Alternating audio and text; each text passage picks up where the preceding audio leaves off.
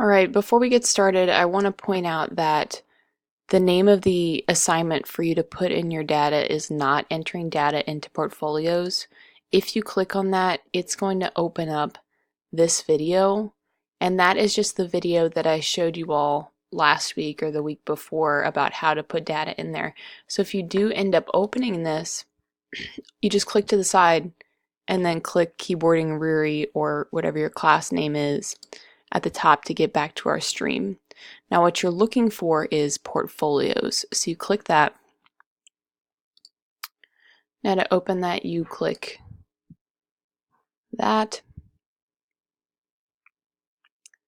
Okay, so what I noticed last week was that some of you were putting data in there, but it wasn't in the correct columns. So what I mean by correct columns is that you have them separated out. So let's see if I can zoom in on this thing. Oh, that is not zooming the way I want it to. Okay, I'll use the magnifier. So I want to look in here and show you that the data that I give you on the pieces of paper, it'll say that it's the mid-assessment, Unit 1. So that's the score you would put in there.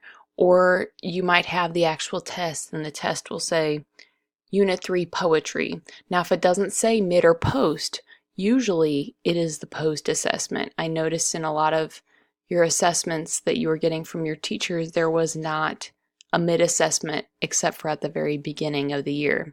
So it is most likely the post assessment, and make sure you separate them out.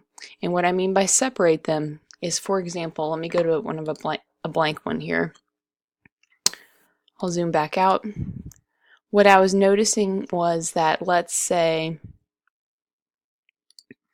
you scored a 35, and on the next assessment you scored a 48, and then you know that you also scored a 82.